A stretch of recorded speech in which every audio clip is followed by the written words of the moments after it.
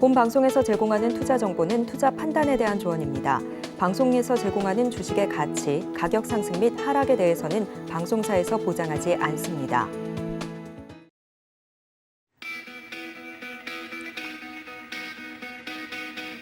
안녕하십니까. 고수익 작전 타임 진행의 도지은입니다. 간밤에 뉴욕 증시 큰 폭으로 떨어진 거 모두들 확인하셨을 수도 있을 것 같은데요. 뉴욕 증시를 비롯해서 각국의 긴축 경제에 대해서 우려가 커진 데다가 소매 판매 등 경제 지표도 부진하게 나오면서 전 세계 증시의 이 경기 침체에 대한 그림자가 다시 한번 어두워진 모습입니다. 관련돼서 오늘도 자세하게 작전 세워봐야 될 것 같은데 저희와 1시간 동안 함께 하시면서 장중 전략까지 챙겨가 보시면 좋을 것 같습니다. 자, 먼저 글로벌 이슈들부터 체크를 해봐야 될 것 같습니다. 첫 번째 도움 말씀 주실 주식회사 플래처 김덕호 대표님 전화로 연결해 봅니다. 대표님 안녕하십니까? 네, 반갑습니다. 네, 반갑습니다. 올해 마지막 FOMC 회의 결과도 마무리가 된 상황에서 FOMC 후폭풍에 지금 뉴욕 증시 큰 폭으로 하락하면서 마무리가 됐습니다. 내년 증시에 대한 경제 전망이 더욱더 어두워지는데 관련돼서 자세하게 내용 짚어주신다고요. 우선 이제 FOMC에서 이번 12월에 빅스텝을 진행을 할 것이다. 즉 이제 기존의 자이언트 스텝에서 빅스텝으로 하향 조정이 되고 또 여기에 추가적으로 금리 인상에 대한 속도론이 부각이 되기 시작하면서 시장에서는 안도감들에 더불어서 FOMC 전, 그러니까 지난 이틀 전 그리고 3일 전에는 증시가 상승 압력을 훨씬 더 많이 받았었습니다. 반면에 이제 FOMC가 끝나고 나서 후폭풍이 지금 오늘 이틀 때 나타나고 있는 상황인데. 특히 이제 이 부분들은 빅스텝에서 자이언트 스텝으로 갔음에도 불구하고 여전히 시장에 새로운 충격을 주고 있다는 점이 특징입니다. 우선 이제 FOMC에서 발표를 했던 이번 12월에서의 회의 결과를 보시면 아시겠습니다만은 12월 같은 경우에는 조금 이례적인 현상이 많이 나타났습니다. 통상 이제 속도 조절론이 부각이 됐기 때문에 금리 인상에 대한 폭들이 충분히 내년에는 이제 목표 금리가 올라갈 것이라고 전망을 한 부분들은 아마 많은 시청자분들께서도 알고 계실 것 같은데요. 다만 이제 이번 FOMC에서 이제 최종 금리에 대한 부분들에서의 각 의원들의 의견에서 최종 이제 5% 후반대까지도 분포를 했다는 점들은 사실상 이제 지난 9월에 FOMC에서 발표했던 의견들에 비했을 때는 조금 예상을 많이 크게 상회하는 수치였다고 볼 수 있을 것 같습니다. 우선 이제 FOMC에서 지난 9월에 발표를 했던 2023년 최종 목표는 목표 금리 같은 경우에는 4.7에서 4.5 조정드리겠습니다. 4.5에서 4.75%까지 이렇게 예상을 했기 때문에 만일 빅스텝을 단행을 하더라도 인플레이션이 충분하게 영향을 잡을 수 있다라고 가정한다면은 실질적으로 인상폭은 50bp 이내일 것이다라고 전망이 된 바 있습니다. 그러나 이번에 이제 FOMC에서 12월에 발표를 했던 자료를 보시면 아시겠습니다만은 이번 이제 5% 후반대까지 발표를 했던 의원들이 제법 있었다는 점이 좀 특징이고요. 마찬가지로 이번 점도표에서 가장 큰 핵심은 목표 금리 자체가 5%대 중반까지도 올라가고 있다는 점이 특징입니다. 특히 이제 2023년 같은 경우에 대다수 의원들이 5%에서 5.25%포인트 사이의 구간을 지금 지적을 하고 있는 상황이고요. 마찬가지로 5.5% 구간에도 2명 정도 이렇게 지금 의견을 내고 있는 방면이 있습니다. 가장 최하단을 차지를 하고 있습니다. 이제 가장 낮은 수치의 이제 인플레이션을 얘기를 하는 분들 같은 경우에는 5%, 4.7에서 5%까지 있기 때문에 시장에서는 아직까지 긴축으로 인해서의 인플레이션 영향이 확연하게 잡히지 않고 있지 않느냐라는 부분에서 지적도 나타나고 있는 상황입니다. 물론 이제 FOMC 측에서의 입장은 완고합니다. 특히 이제 물가를 잡기 위해서, 즉 이제 인플레이션의 속도에 대한 부분들에서 충분하게 주목을 하고 있습니다만은 아직까지도 인플레이션이 확정적으로 목표 인플레이션에 도달하지 못하고 있다는 얘기를 집중을 하고 있는 것으로 보여지고 있고요. 이는 결국 이제 다가올 PCE 지표, 즉 개인 소비 물가 지수가 얼마나 후퇴를 하느냐에 따라서 나타날 것으로 예상이 되고 있습니다. 지난 11월에 발표를 했던 PCE 물가, 즉 소비 물가 지수 같은 경우에는 6%에 지금 안착을 있는 상태인데요. 우선 이제 FOMC에서는 지난 9월과 그리고 이제 지난 6월에도 마찬가지로 PCE 지표를 연중에는 6%대에 도달하는, 정정돼서 5%대에 도달하는 것을 목표로 삼고 있는 상황이기 때문에 만일 이제 12월 23일, 즉 산타일리를 기대할 수 있는 마지막 순간임에도 불구하고 23일에 발표가 되는 소비자 물가 지수가 5%대 초반에 안착하지 못하게 될 경우에는 마찬가지로 스쿠터 자체도 조금 무리가 발생할 수 있다는 점이 특징입니다. 그렇기 때문에 이번 연말까지 가져갔을 때의 증시를 본다라면은 아직까지 피칭 지수라는 이 가장 큰 피칭적인 지수가 남아있기 때문에 여전히 쌍타를 쉽게 기대하기 좀 어려운 상황이 좀 아쉬운 상황이라고 볼수 있을 것 같아요. 특히 이제 기준금리 인상과 관련돼서는 여전히 피벗, 즉 이제 정책 변화를 선언하기는 아직까지 어렵다는 것이 이번 FOMC와 그리고 각국에서의 금리 정책으로 이어질 것으로 보여집니다. 특히 이제 유럽중앙은행 같은 경우에도 기준금리가 만약 0.5%포인트 이렇게 진행되고 있는데, 영국도 마찬가지로 기준금리를 또 이렇게 인상을 한 바 있기 때문에 특히 이제 각국에서는 금리 인상이 여전히 지속이 될 가능성이 높다라고 판단을 하고 있고요. 오늘 이제 또 미국이 마찬가지로 중국에 대한 어떤 AI 산업 등 첨단 산업에 대해서 36개 품목에 대해서 또 수출 통제가 또 추가가 됐습니다. 이는 이제 각자 도생식 외교가 굉장히 커지고 있는 상황인 만큼 이제 증시에서는 전반적으로 각 연말 랠리를 기대하기보다는 신중론에 좀 더 집중하는 것이 좋지 않을까 판단을 하고 있습니다.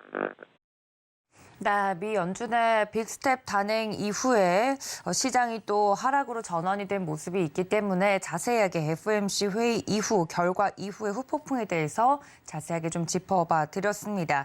말씀드렸던 것처럼 이 중앙은행이 과도하게 움직일 수 있겠다라는 우려 속에서 국채금리는 또 하락을 하는 모습이었고요. 뉴욕 증시 최근 흐름을 좀 짚어보자면 월스트리트가 이제 전날 연준이 내놓은 강경한 금리 전망에 좀 충격을 받는 모습이었죠.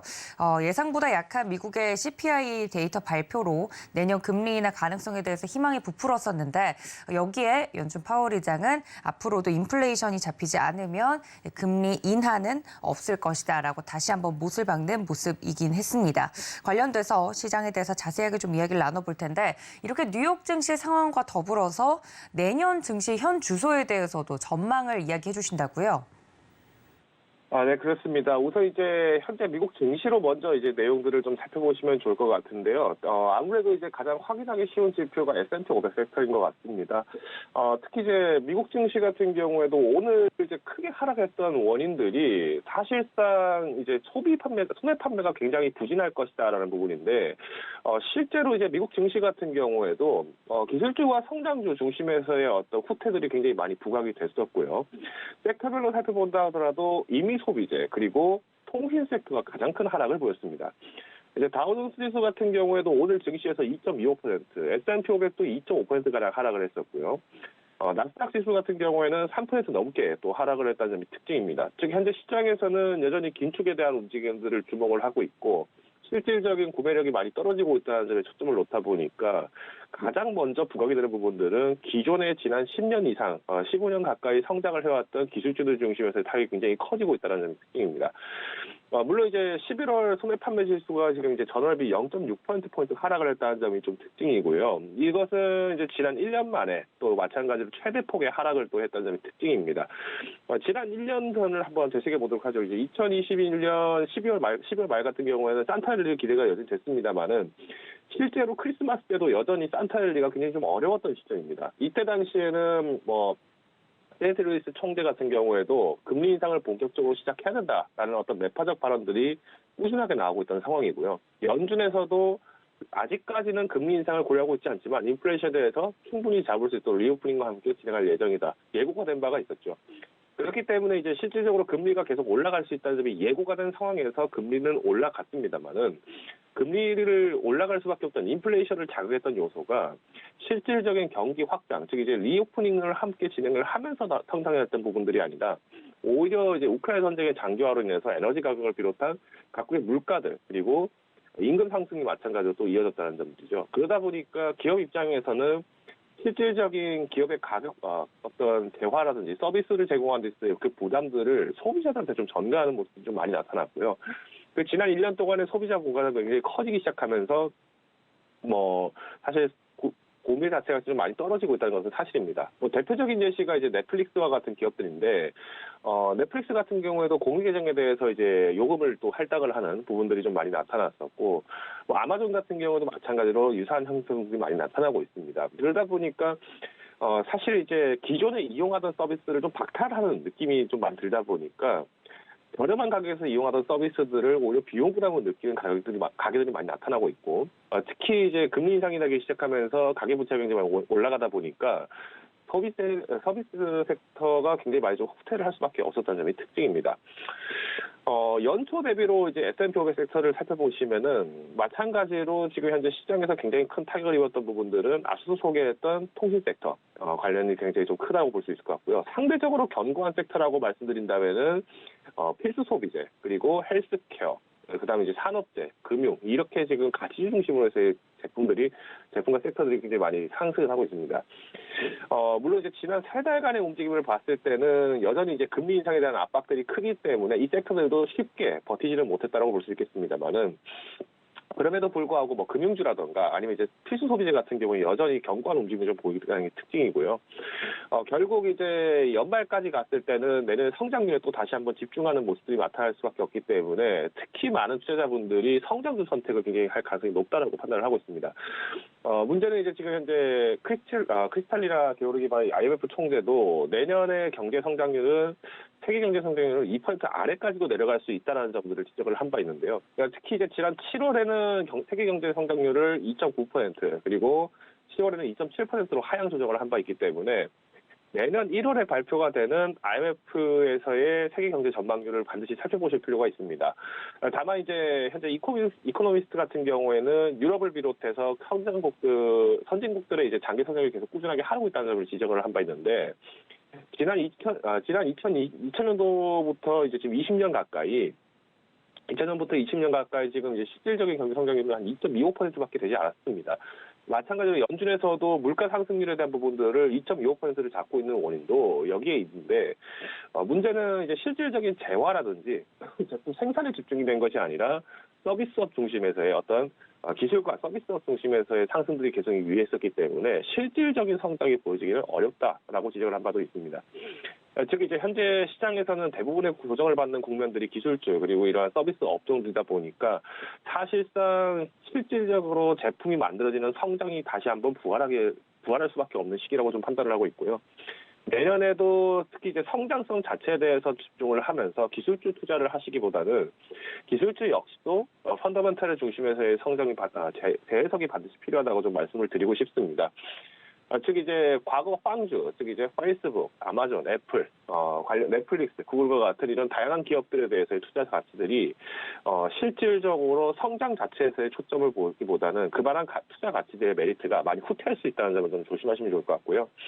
결국 시장에서는 안정성에 초점을 맞출 것 같습니다. 즉 이제 내년 상반기에 S&P 500이 최저점을 달성할 가능성이 높다라는 어떤 의견들로 나오고 있습니다만은 만일 금리 인상의 속도 조절이 진행하게 되면서 오히려 연말까지 금리 인상을 계속 꾸준하게 피벗이 없다면은 S&P 500도 마찬가지로 연말까지도 하락을 할 수 있다는 점이 좀 특징이죠. 그렇기 때문에 우선은 이제 재무 건전성을 좀 반드시 확인을 하셔야 될 필요가 있고요. 특히 이제 개인 투자자분들 같은 경우에는 어느 정도의 투자자산에 대한 비중보다는 안전성에 대한 부분들의 확보가 여전히 꾸준히 필요하다고 판단을 하고 있습니다.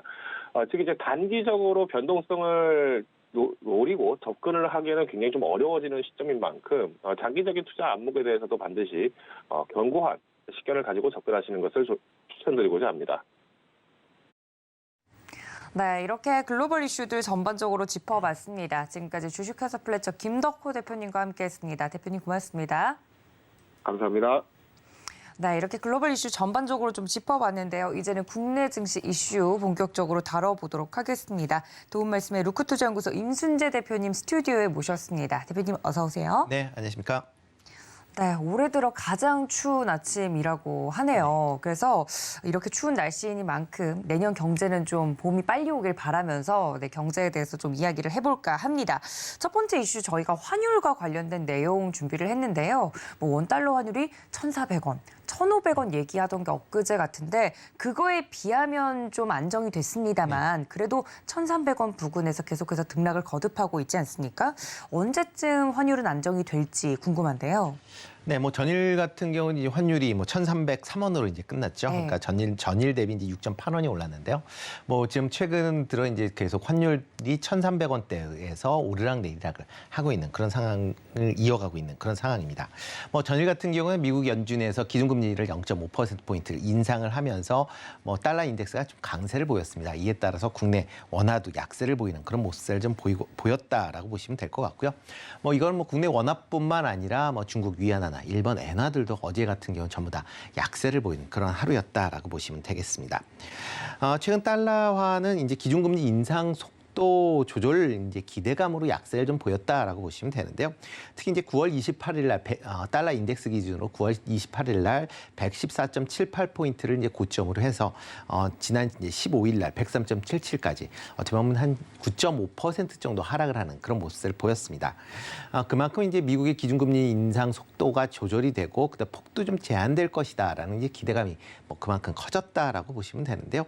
뭐 특히 이제 유럽 내에서 경기에 대한 경기 둔화감이 물론 이제 예상은 하고는 있지만 그래도 어느 정도 둔화가 되는 속도가 좀 줄어드는 거 아니냐라는 기대감이 같이 좀 같이 이제 있었다라고 보시면 될 것 같습니다. 특히 이제 뭐 미국에서 이제 기준금리를 적게 올리겠다 아니면 올리는 속도를 늦추겠다라는 거에 비해서 뭐 유럽 20이나 아니면 영란은행 같은 경우는 계속 기준금리를 더 올리겠다라는 이제 발표를 하고 있는 그런 상황입니다. 그러다 보니까 미국 달러화에 대한 이제 수요가 그만큼 조금씩 감소하고 있다라는 게 최근에 달러 약세를 이은 그런 중요 내용 아닌가 싶습니다. 특히 뭐 유럽이나 영국 같은 경우에 이제 어젯밤에 그 기준금리를 인상을 했습니다. 중앙은행 모두 0.5%포인트를 인상을 했는데요. 문제는 이제 지금 22 같은 경우에는 지금 올 초까지는 이제 상당 부분 이 금리를 올리지 않고 동결을 유지하다가 7월부터 지금 급격하게 이제 기준금리를 올리고 있다라는 거고요. 어저께 이제 리카르트 이제 22 총재가 기자회견을 하면서 향후에도 추가적으로 기준금리를 그러니까 더 많이 올리겠다라고 이제 발언을 했습니다. 이에 따라서 전반적으로 미국 시장, 그러니까 유럽 시장도 상당 부분 좀 어려워질 수 있다라는 부분이 다시 좀 부각이 됐다라고 보시면 될 것 같고요. 뭐 영래은행 같은 경우도 계속 지금 높은 물가 상승률, 뭐 전월보다는 낮춰졌다라고는 하지만 여전히 10%대의 물가 상승률을 기록하고 있다라는 게 기준금리를 추가적으로 더 올릴 개연성은 충분히 있다라고 보시면 될 것 같습니다. 이에 따라 뭐 최근에 이제 이런 이제 여러 가지 이제 경제 상황에 의해서 원달러 환율도 일단 조금 안정 하향세를 이제 보이고 있는 그런 모습세다라고 보시면 될 것 같습니다. 뭐 10월달 좀 전에도 얘기했다시피 10월달에 1,440원을 기록을 했습니다. 뭐 그 1,500원을 넘길 수 있다라는 그런 이제 우려가 강했었는데요. 일단 정부에서도 환율 안정을 위한 여러 가지 대책이 나오면서 환율이 1,440원대에서부터 이제 급락을 하는 그런 모습을 좀 보였습니다. 대표적으로 이제 환율 안정을 위해서 시장 내에 이제 달러화의 공급량을 이제 늘리기 위해서 국민연금과 하는 이 수합 거래를 한 부분도 있고요.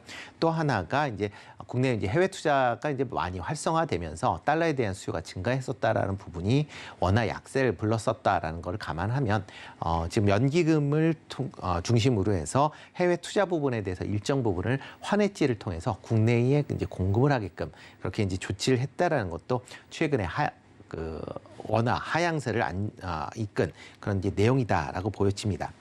이렇게 이제 원화가 이제 하향이 된다라고 하게 되면 그만큼 물가 관련된 부분은 상당히 좀 긍정적으로 미칠 수 있다라고 보시면 될 것 같습니다.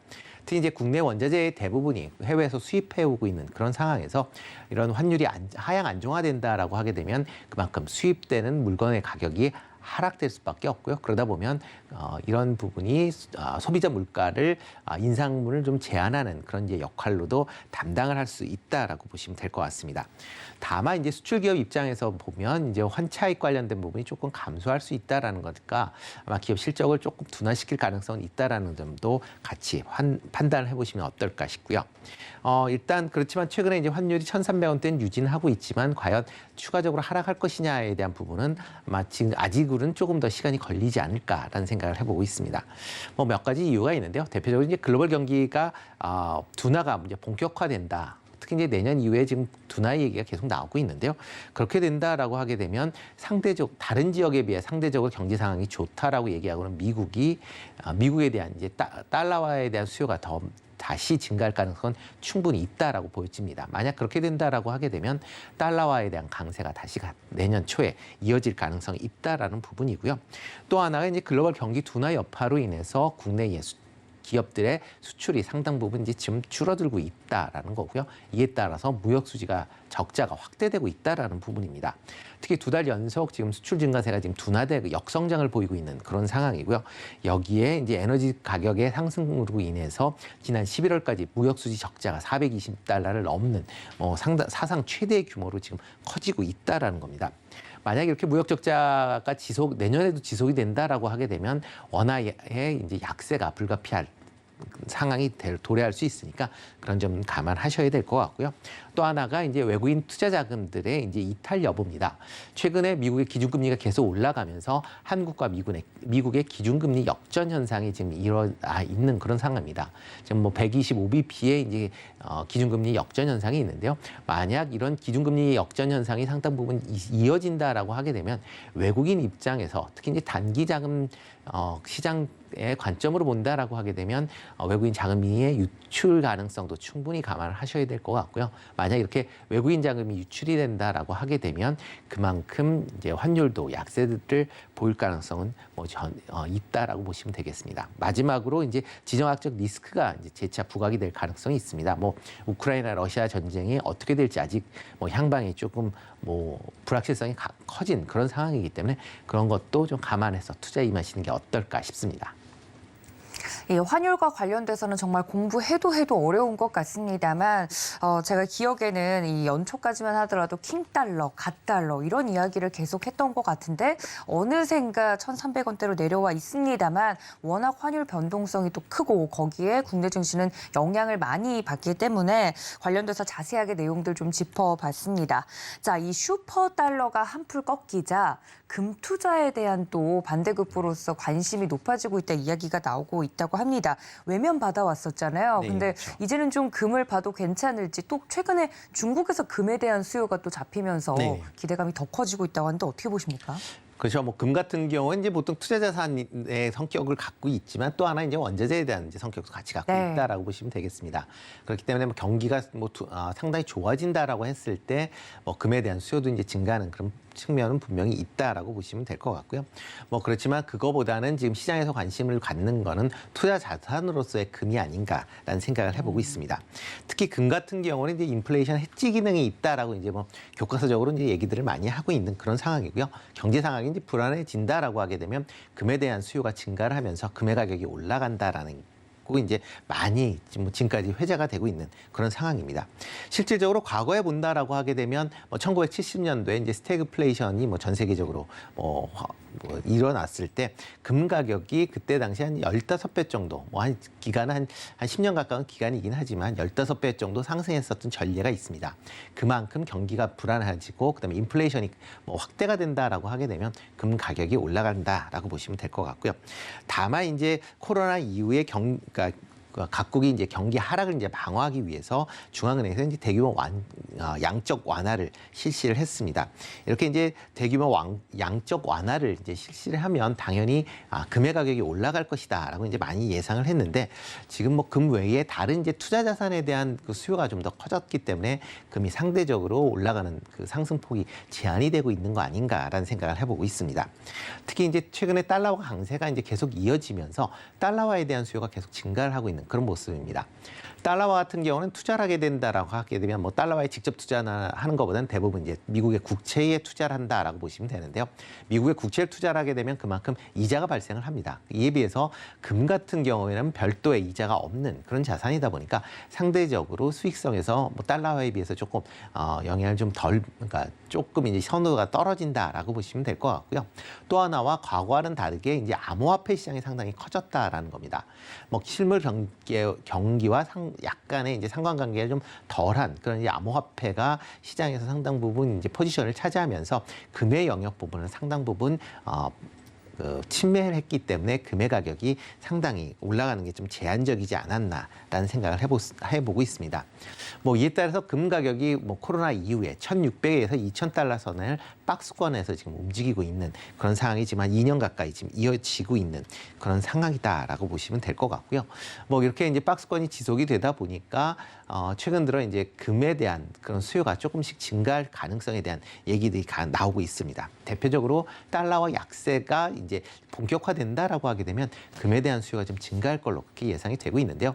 특히 달러화와 금값이 서로 이제 대체 관계를 갖고 있기 때문에 달러화가 약해진다라고 하게 되면 뭐 금의 가격이 올라가는 그런 모습을 좀 보이고 있습니다. 단순히 금뿐만 아니라 원자재 관련된 전반적으로 달러화가 약세가 되면 강세를 보이는 그런 이제 패턴을 최근에 보이고 있으니까 이런 점도 감안을 하셔야 되지 않을까라는 생각이 들고 있고요.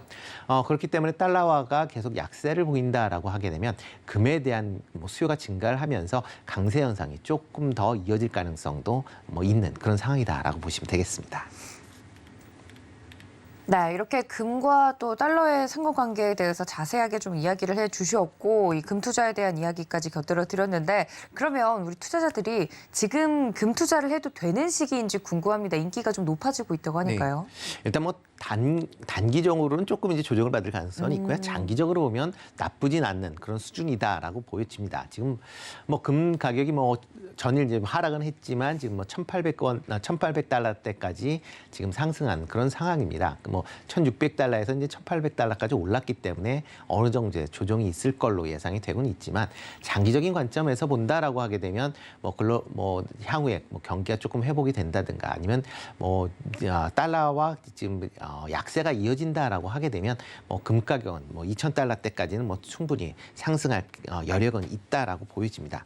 그렇지만 단기적으로 보면 지금 현재의 박스권은 좀 더 이어질 가능성은 충분히 있다라고 보여지고요. 가장 큰 이유가 이제 달러화의 이제 향방이 어떻게 결정이 될 거냐라는 부분입니다.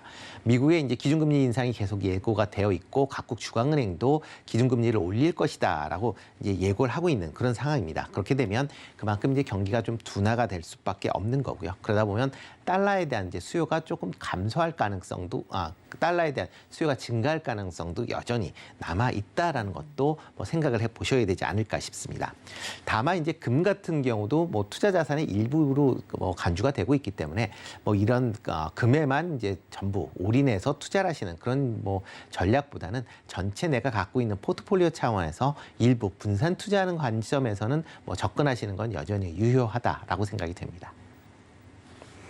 네, 금 투자 관련돼서 이야기를 들어봤습니다. 대표님 그렇다면 저희 오늘장 작전 어떻게 세워볼까요? 간밤에 뉴욕 증시 좀 하락이 컸는데요. 네, 그렇죠. 뭐 미국 증시가 뭐 전일 뭐 크게 뭐 인플레이션 우려감 때문에 하락폭이 좀 크게 나왔다라고 보시면 될 것 같고요. 특히 여기에 이제 소매 판매 부진까지 나오면서 뭐 2에서 3%의 이제 지수 하락을 이제 보였습니다. 뭐 이에 따라서 뭐 국내 증시 같은 경우도 뭐 어저께 큰 폭을 하락세를 보였지만 오늘까지도 투자 심리가 위축이 될 가능성은 충분히 있다라고 보여지고요.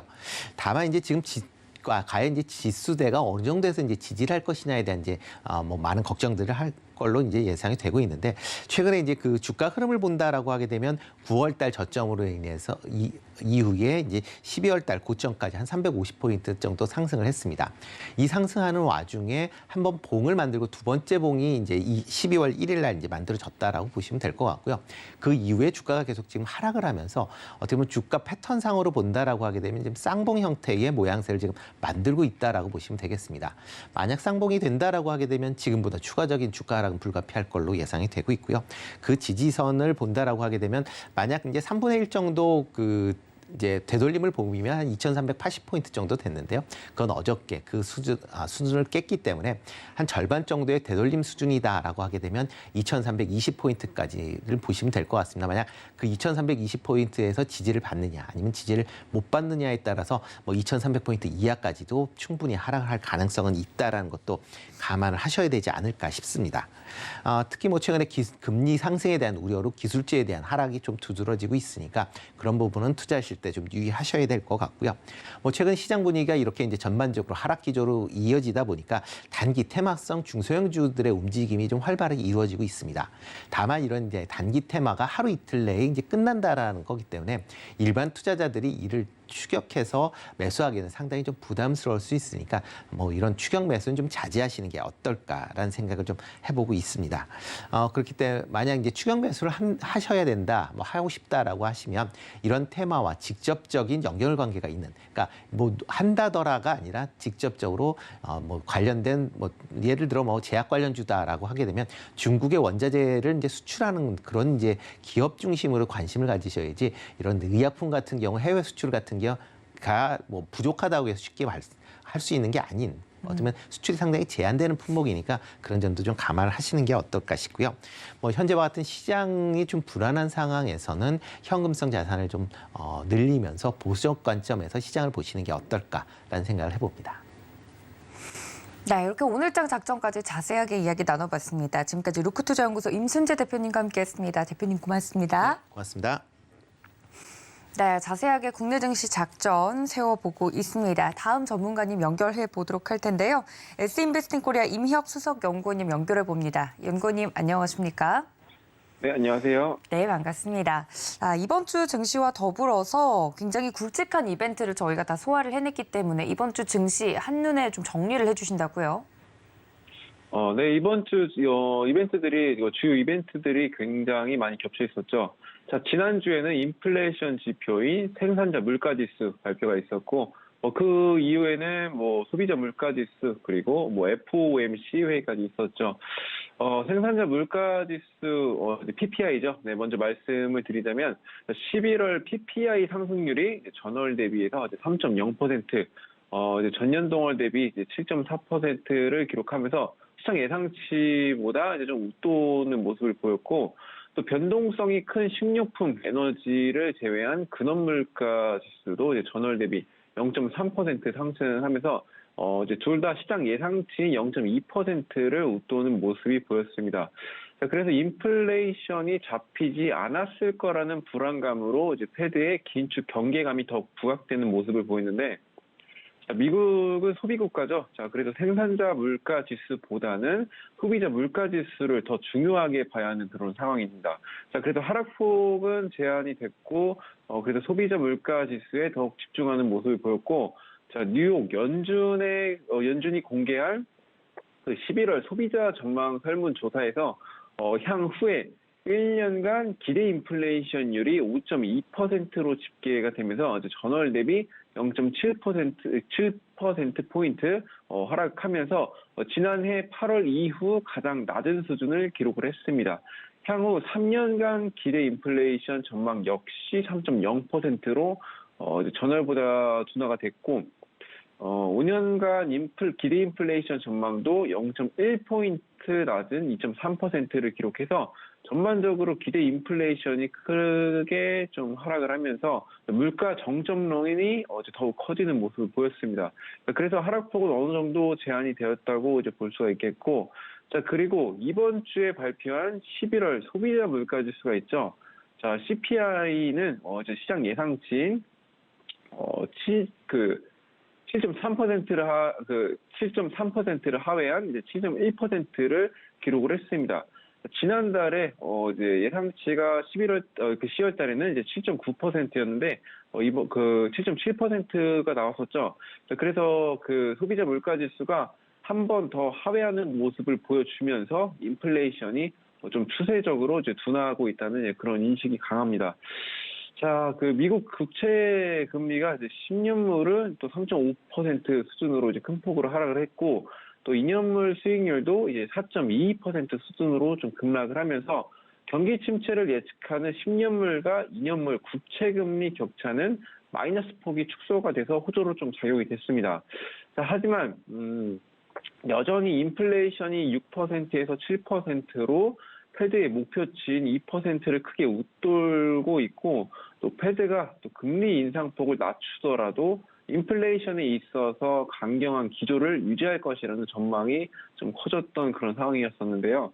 자, 패드 FOMC 회의 결과가 기존 예측한 빅스텝으로 단행을 했지만 또 이미 선반영이 됐죠. 자, 그래서 증시의 영향은 조금 미미했지만 이날 공개된 점도표를 통한 이제 내년 미국 기준금리 예상치가 5.1%로 이제 상승하면서 피벗 기대감이 약화가 됐습니다. 또 제롬 파월 패드 의장은 또 기자회견을 통해서 조기 금리 인상은 없다. 물가 상승률이 또 2% 목표치를 향해 지속해서 내려간다고 위원회가 확신할 때까지는 금리 인하를 고려하지 않는다면서 이제 확신하려면 더 많은 증거가 필요하다고 강조를 했는데요. 자, 여전히 과열된 노동시장 등을 근거로 이제 서비스 물가 상승률은 빠르게 내려가지 않을 것이라는 전망을 좀 내놓으면서 금리를 더 높게 올려야 할지 모른다는 언급을 하면서 투심이 굉장히 많이 악화가 됐습니다. 자, 이렇게 내용을 설명을 해드린 점은 현재 우리가 시장을 대응하기 위해서 집중해서 좀 체크를 해야 되는 부분은 이미 선반영된 금리에 대한 부분보다는 패드 위원들의 언급들이 증시를 움직이고 있다고 말씀드리고 싶기 때문입니다. 자, 그렇다면 다음 FOMC 회의는 내년 2월 달에 예정이 되어 있는데요. 자, 그 전까지는 관련 이슈 체크하면서 개별 이슈 그리고 시장 흐름에 맞는 섹터들을 공략하는 것이 좋겠습니다. 네, 이렇게 이번 주 좀 한 번에 정리를 자세하게 해주셨습니다. 그렇다면 연구님, 저희 이런 이슈들을 바탕으로 다음 스텝을 준비를 해야 되잖아요. 봐야 될 종목이 있다면 어떤 종목일까요? 일단 그 현재 상황은 주요 이벤트인 CPI 발표와 또 FOMC 회의 결과 발표가 끝난 상황입니다. 자, 그렇다면 현재 다른 이슈로 섹터들이 움직임을 기대해 볼 수가 있겠는데요. 자, 그래서 오늘 여러분들과 함께 공략해 볼 섹터가 바로 도시가스입니다. 자, 현재 러시아 우크라이나 전쟁으로 인해서 또 대부분 국가들이 러시아 대대 조치에 동참하고 있는 상황에서 자, 기분이 나쁜 러시아는 유럽의 가스관을 통해 가스를 공급하고 있던 그 노르트 스트림 1을 기억하실 겁니다. 자, 노르트 스트림 1을 그 유지 보수 핑계로 중단시켰다가 가동하고 중단시켰다가 가동하고 이런 것들을 반복하면서 공급량을 조금씩 줄여나갔죠. 그래서 결국은 무기한 공급 중단을 하게 됐습니다. 독일로 이어지는 노르트 스트림 2도 있는데 그 전쟁 이전에 완공을 미리 해놓은 상태입니다. 하지만 노르트 스트림 2까지 중단하는 모습을 보이는데 이렇게 러시아가 유럽 쪽에 에너지를 무기화하면서 결국은 러시아 푸틴 대통령 뜻대로 되지 않아서 공급을 결국엔 중단한 채 겨울을 맞는 것이 이번이 처음입니다. 자, 그래서 유럽은 겨울 대비로 이제 가스를 아껴 쓰는 방식을 택했는데, 자, 그럼에도 불구하고 결국 가스비를 인상시키는 것으로 대처할 것으로 판단이 됩니다. 자, 그렇게 되면 그만큼 가스 가격도 더 올라갈 가능성이 굉장히 높고, 또 우리나라의 경우에도 현재 가스 요금이 전년 대비해서 38%가량 올라와 있는 상태죠. 자, 그래서 여기서 더해서 가스공사도 요금 인상을 또다시 한번 추진 중에 있습니다. 산업부와 가스공사는 또 가스요금을 내년 메가줄당 최소 8억 40전에서 최대 10원 40전 인상하는 방안을 고심하고 있는 그런 상황이고, 자, 올해 가스요금은 주택용 기준으로 4차례에 걸쳐서 5원 47전까지 올랐습니다. 내년에는 또 가스요금이 올해 인상분의 최소 1.5배에서 1.9배로 오르는 셈인데, 자, 공사는 올해의 액화 천연가스 수입 가격 인상 등으로 또 미수금이 10조 원을 좀 훌쩍 넘길 것으로 전망이 되고 있습니다. 자, 그래서 이번 겨울부터 가스 요금 가격이 오른 상태에서 관련 업종 매출액이 증가할 것으로 보이고 내년에는 더 오른다는 이슈로 관련주들이 강세를 보일 가능성이 있겠습니다. 자, 그래서 살펴볼 가스 종목은 여러분들도 많이 접해보신 종목인 GSE입니다. 자, GSE 진주, 사천, 함양, 거창, 하동 등의 서부 경남 지역 도시가스 공급을 하고 있는 그런 기업이죠. 2004년도부터 CNG 버스 보급 사업에 동참해서 현재 한 곳, 그리고 CNG 차량 충전소를 운영 중에 있고 대부분 매출은 도시가스라고 보시면 되겠습니다. 그래서 도시가스 가격 인상은 GSE의 매출액에 고스란히 증가세를 보일 수가 있겠다고 판단을 하고 있고, 그전에는 주가는 기대감으로 움직이죠. 자, 그래서 차트를 보신다면 최근 상승세를 보이다 현재 눌림목의 바닥을 다지고 있는 그런 모습을 확인할 수가 있습니다. 자, 이번 이슈가 적용되지 않은 그런 상황이라 미리 선취매를 통해서 충분한 수익 실현하실 수 있다는 판단이고, 단기 이동 평균선이 5일선, 11선이 중심선을 골든크로스를 하려 하고 있어서 이슈와 차트 상황은 매수 타점이 될 수가 있겠습니다. 또 현재 재무제표를 본다면 또 매출액은 비슷한 수준을 유지하고 있지만 그 영업이익 부분이 이번 연도에 3분기 적자를 보였습니다. 자, 하지만 작년 대비해서 현재 영업이익이 증가한 수준으로 보이고 있고 부채 비율은 오히려 줄어드는 모습을 보이고 있습니다. 자, 그래도 이전보다 더 중요한 점이 아직 겨울에 대한 매출이 나와주지 않았고 그래서 4분기 매출과 영업이익이 크게 증가할 것으로 보이고 또 내년에는 더 증가를 할 수 있으니 이제부터 시작이라고 보고 있습니다. 그래서 현재 시초가에 매수 진입하셔서 관련 이슈가 나올 때를 기다려서 이제 1차 목표가는 5,800원 잡으시면 되겠고 2차 목표가는 7,400원 정도로 보시면 되겠는데 만약 4,200원 선을 이탈한다면 폭락이 나올 가능성이 있으니까 이제 손절라인 4,200원 선 잘 지키면서 대응하시면 되겠습니다. 네, 오늘 종목 GSE까지 자세하게 분석을 해주셨습니다. 여러분들 이 점까지 모두 참고해 주시기를 바랍니다. 지금까지 S인베스팅 코리아 임혁수 석연구원님과 함께했습니다. 연구원님 고맙습니다. 네, 감사합니다. 네, 다음은 종목에 대한 더 자세한 이야기 나눠보도록 하겠습니다. 글로원 파트너스 이성웅 이사님과 연결합니다. 이사님 안녕하십니까? 네, 안녕하세요. 네, 반갑습니다. 첫 번째 이슈부터 좀 살펴보도록 하죠. 간밤에 뉴욕 증시 하락으로 마감이 됐습니다. 미국 증시 주요 종목 흐름을 통해서 우리나라에 연결돼서 종목들 흐름 파악해 주신다고요? 네, 미국 시장 같은 경우가 반등이 꼭 나왔어야 되는 자리인데 조정이 나오는 모습이었어요. 조금은 좀 불편한 흐름이 나타났고 업종별로도 보더라도 추가 조정의 가능성이 높은 그런 업종 흐름이 나타났습니다. 조금 부정적으로 시장에 대해서 말씀드리는 점은 무작정 지금 가격대 같은 경우 가격 조정이 나와서 이 정도에는 매수해도 되겠다. 이 정도의 접근이 아니라 약간은 보수적인 접근이 필요한 시장의 흐름이 어제 나타났었고요.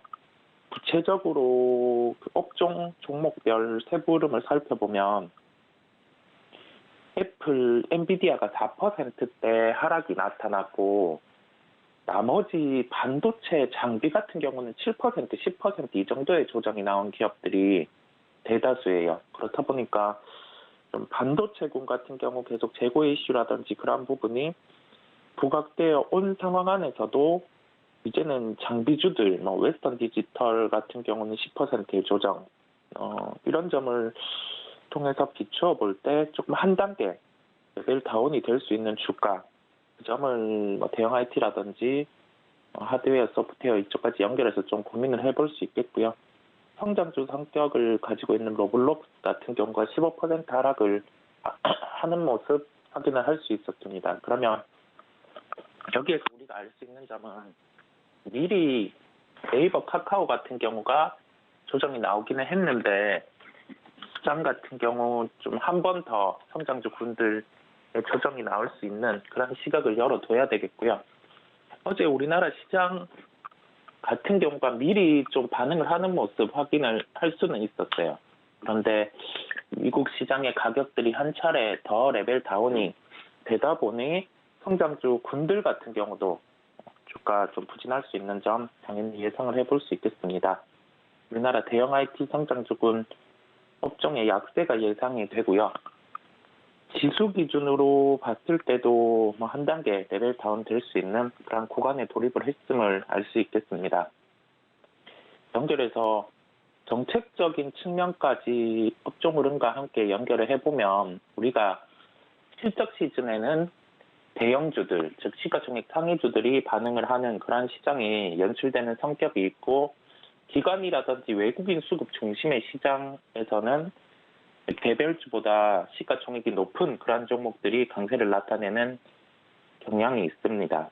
그런데 연말 시장에서는 기관의 북클로징, 프랍데스크 같은 경우는 매매를 올해 것을 마무리하고 거의 결산이라든지 그러한 부분에 주력하는 면이 있고 금융투자창구 같은 경우는 배당이라든지 그러한 요소로 차익 거래를 미리 준비하는 그런 점이 있다 보니까 수급이 좀 왔다 갔다 하는, 매도가 나올 때는 한번 매도가 확 쏠려서 나오고 그런 특성이 있습니다. 그런 점이 있다 보니 시장이 좀 수급으로도 기관 수급은 비어져 있고 외국인 같은 경우도 지금 실적 시즌 또 아니고 시가총액 상위주들 같은 경우는 상대적으로 좀 이제 추가 조정, 지수의 조정이 나와야지 매력적일 수 있는 가격대에 돌입할 수 있는 구간이다 보니까 좀 개별주군들 같은 경우에 반응, 이 부분이 금투세라든지 그 부분이 발목을 잡고 있었는데 금투세는 2년 유예로 거의 확정이 됐는데 우리가 아직 양도세 부분이 10억일지 30억일지 아니면 그 이상일지 그 부분이 확정이 되지 않았습니다. 그렇다 보니까 개별주 또한 조금 함께 불안할 수 있는 그러한 시장임을 좀 기억을 하고 양도세 부분이 30억 이상으로 확정됐을 때 그때 개별주가 반응을 할 수 있는 점을 업종과 연결해서 생각을 하시면 되겠습니다. 네, 반등이 나와줬어야 하는 구간에서 지금 하락을 해서 저희도 좀 대비가 필요한 것 같습니다. 이사님, 그렇다면 저희 오늘 어떤 종목 볼까요? 네, 종목은 뭐 정말 말할 게 없는데 한번 짚고 가야 될 것 같아서 SK 하이닉스를 말씀을 드리려고 합니다. 우리가 4분기 실적의 적자 가능성은 부각이 되었어요. 이 부각이 되었다는 면이 뭐냐면 시장에서 실제 적자가 나온다는 점이 많이 다뤄졌고 증권사 리포트 안에서도 4분기 적자에 대한 부분은 모두 다 반영이 되었습니다. 그리고 내년 예상 실적, 그다음에 목표가 조정, 이 목표가 조정은 증권사의 리포트 같은 경우 기준으로 내년 예상 실적은 한 3조에서 5조 원 적자까지 수정이 되었고요. 목표가 같은 경우는 구체적으로 특정 가격, 이 가격까지 간다라고 목표가를 깎아서 제시를 하는 쪽은 없었는데 보통 제시하는 목표가 대비해서 이제 목표가 하향을 시작을 했다는 점입니다. 그러면 IT 산업의 특성상 이러한 가격 부분 같은 경우 조정 이전에 주가가 먼저 반응을 하는 그런 특성이 있고요.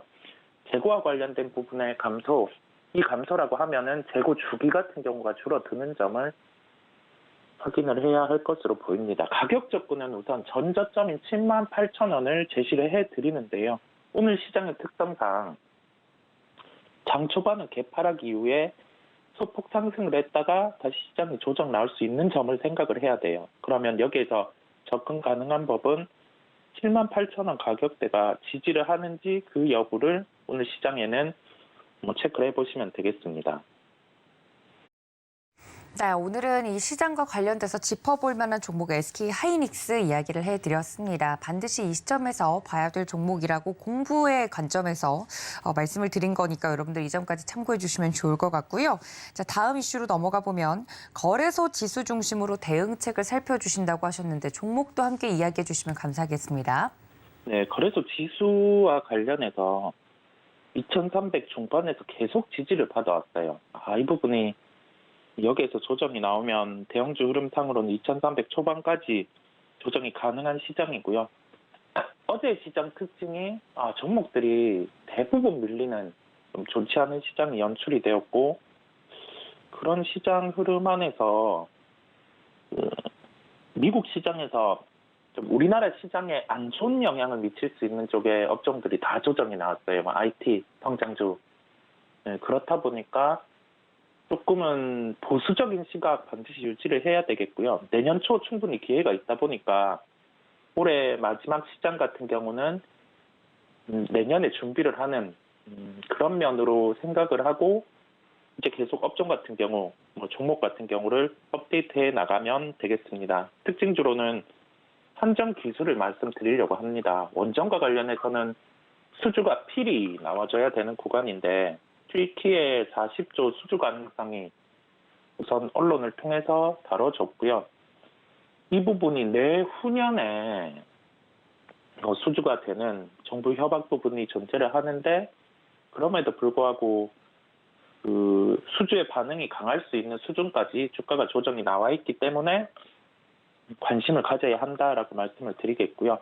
한수원 컨소시엄 이 부분의 수주가 이루어진다고 하면 직접적으로 실적에 대해서 더해질 수 있는 게 한정 기술이기 때문에 오늘 말씀을 드리게 되었습니다. 가격 접근은 58,100원대에 접근 가능하다고 말씀을 드릴 수 있겠고요. 각 종목과 관련해서는 좀 급한 매수보다는 시장 한 번 더 확인해야 된다는 점을 강조드리면서 오늘은 마무리 짓겠습니다. 네, 이렇게 거래소 중심으로 시장 분석 자세하게 해주셨고 종목 이야기까지 해드렸습니다. 지금까지 글로원 파트너스 이성우 이사님 함께했습니다. 이사님 고맙습니다.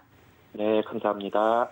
네, 이렇게 장전 전략 저희 모두 세워봤습니다. 본 방송에서 제공해 드린 정보는 투자 판단에 대한 조언일 뿐 해당 주식의 가치나 수익률을 보장하고 있지 않다는 점까지 알려드리면서 저희는 잠시 뒤 다시 인사드리겠습니다. 시청해주신 여러분 고맙습니다.